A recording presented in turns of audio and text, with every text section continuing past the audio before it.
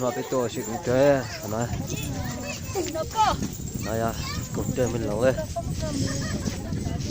nó cái tiêu nó cho nè gió tí sẽ chơi gió luôn cho mò tôi chúng sắp là liêu nhá là nó u lọt tôi đi xì ha tôi gió tôi nữa này chúng sắp lời cái con chơi lò rè tôi sẽ đỡ du lịch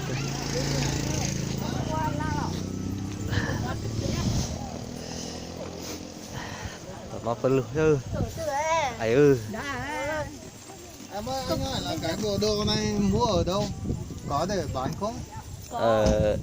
Chờ biên giới ạ đây cửa khẩu ạ biên giới không phải là của người Mông hả? Người có đây của người Mông hết đây của người Mông hả? Người Mông làm cảm ơn vui châu không có gì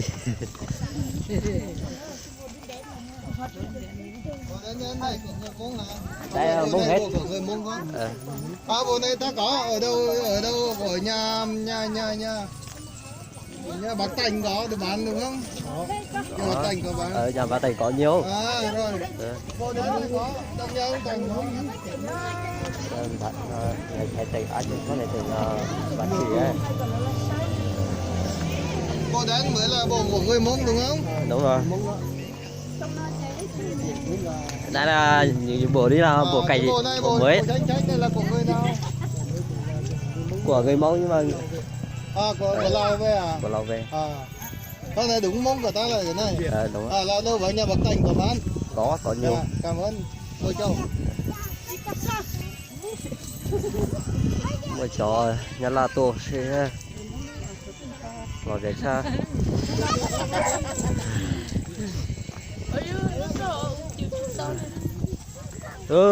Nói cho trung tân ơi, sao kèm là sao lái ơi, tại ba nhà là tổ xì chưa, nói cho cùng chơi ơi.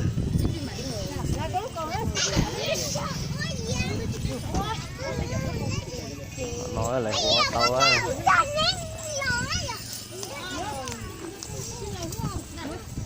Cho chơi lo này là giờ mua xì đấy.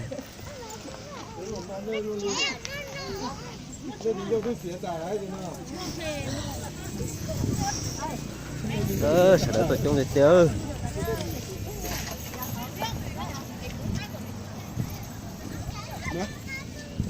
Tao lấy bao.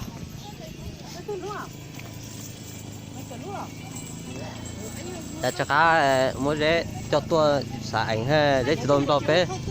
Rễ tôi nó phê cho ảnh núi rau rồi. Mà niệm có sắc chục ha. Là chú cho đấy mà không chờ non luôn rồi. Mà nó tôi cho đi tiêu.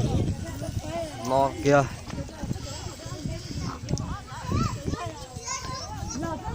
Chỉ từ chỗ ảnh thôi trong đặt ta lên.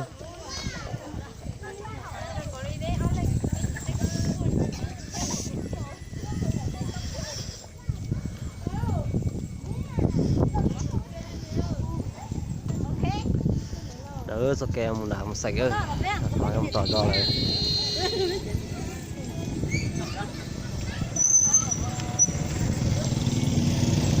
Mình cũng đi chơi.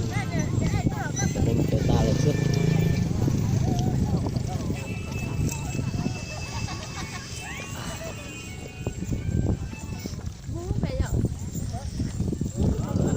Nó thì chơi.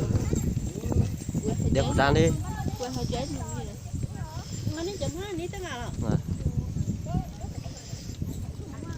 Nó thì chạy hơn ba người. Nó phải là nó mua đó. Ồ, nó nhận xong rồi. Bố thôi. Nè họ mua. Nè, bố thôi coi.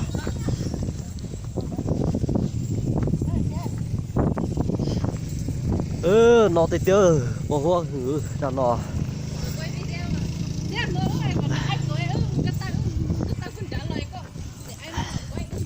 Tôi sẽ ha.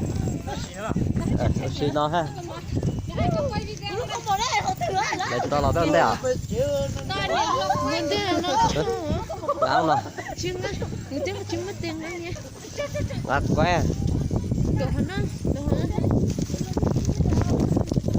Tìm mất cái nó nổi trồng nó. mất của con tại có xe to quay mà chạy xe